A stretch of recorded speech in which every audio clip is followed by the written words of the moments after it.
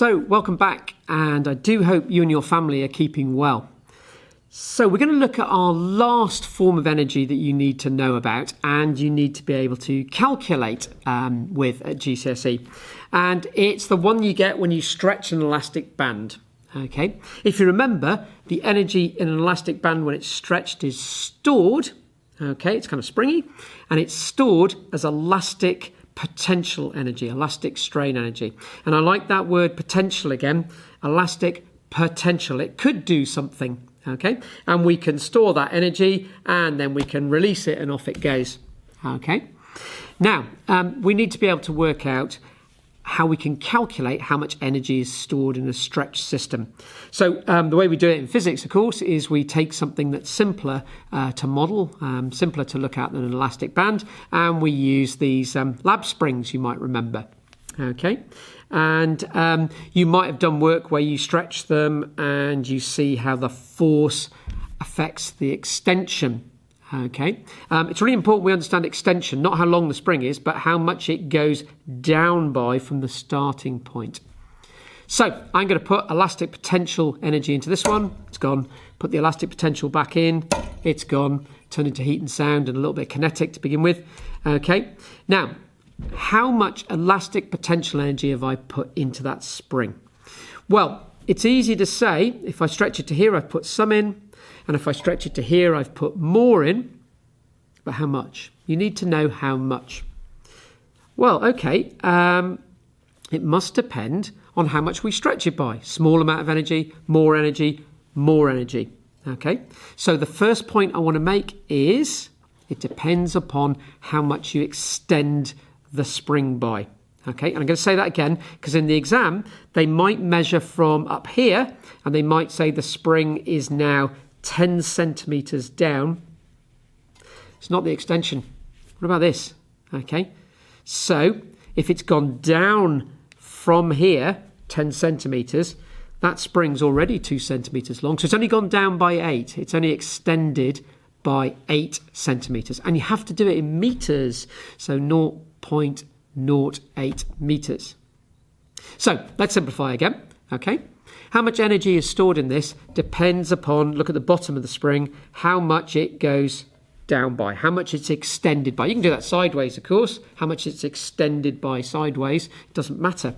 Okay, so it depends upon the extension of the spring. And just an interesting note, I don't know if any teachers ever watch my YouTube stuff, but we're always worried about eye protection and stuff flying in the air, and it's important you should do that. But I always put the springs on like this, so they're trapped. And so unless you go absolutely nuts, with lab weights, that's not going anywhere. Of course, it could hit you in the eye still if you're stupidly close. Okay, but it's not going to fly off the stand. It's not going to convert its elastic potential energy into kinetic and go flying around the room.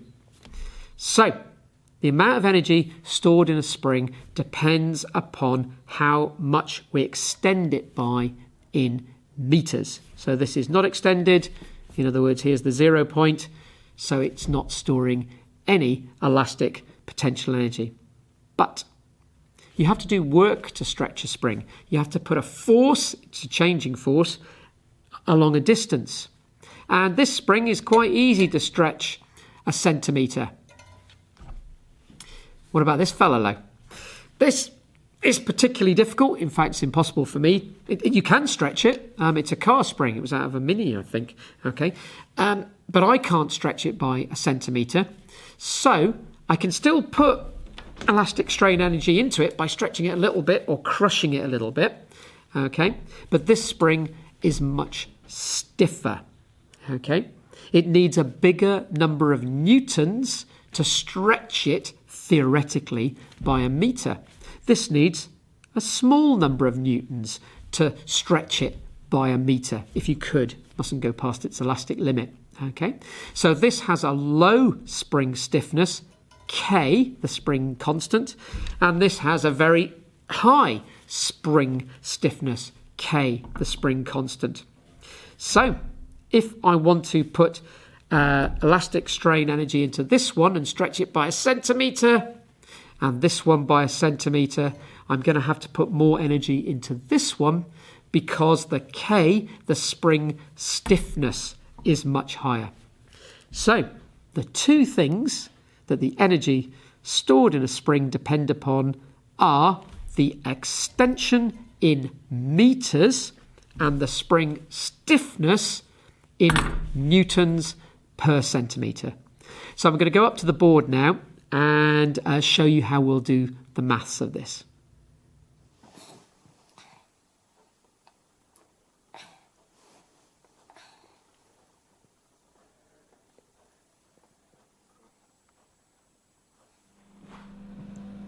So now let's look at the maths of elastic potential or elastic strain energy. Okay, so we said that what we would do is take a spring.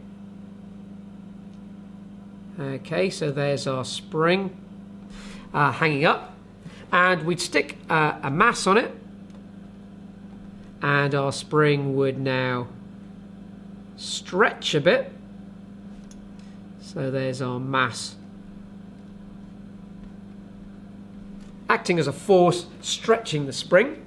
And we said it's really, really important to work out not the length of the spring, don't do the length, okay, to do the extension of the spring.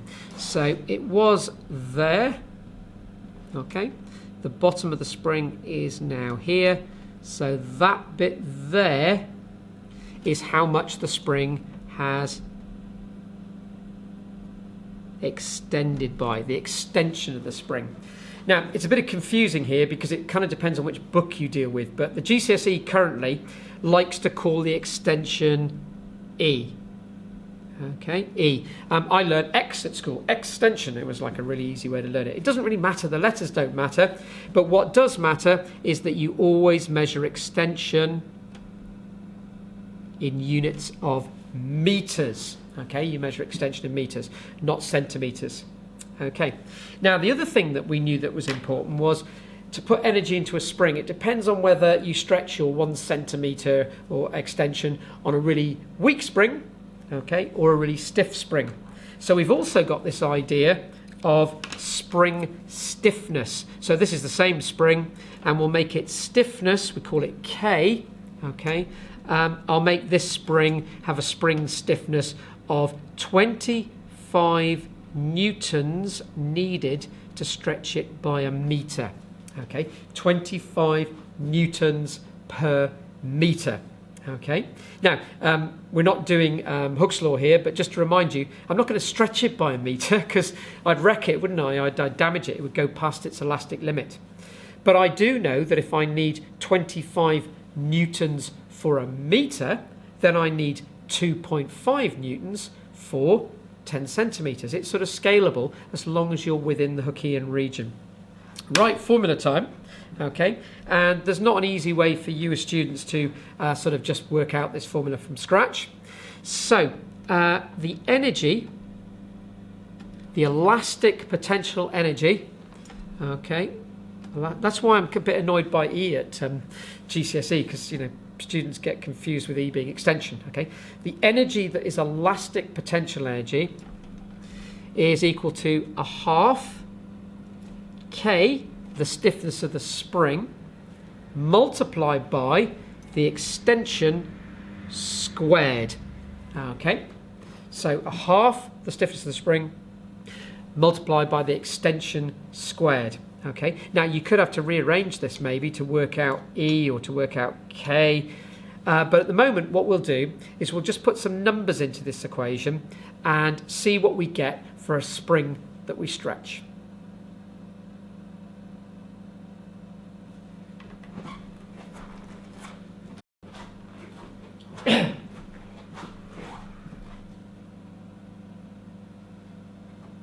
So let's put some numbers into this now.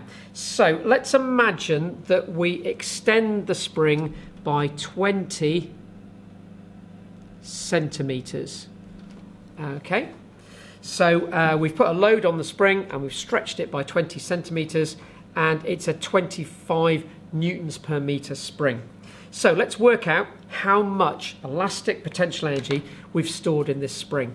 So the elastic potential energy stored will be a half times by the spring stiffness, 25, times by the extension squared. And there you go, there's a trap there. Okay, we don't do this in centimetres, it's done in metres. So 0.2 squared. Okay, so 20 centimetres is 0.2 metres. So let's work out how much energy is stored then. So the elastic energy stored in the spring will be a half times 25 times 0.2 squared is 0.04. Okay, nothing wrong with using a calculator here, guys. Those of you who are mathematical will see immediately what I'm up to. Okay, I've made it easy on myself. But if not, bash it out on a calculator. Do the squared first, maybe put it in brackets or press equals, and then use the number you get.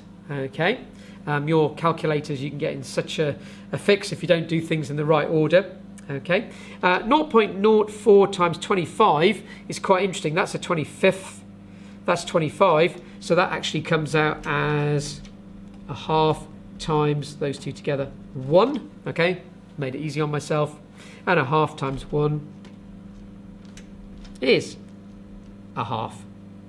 Okay, best to put it as a decimal, not to use fractions at GCSE.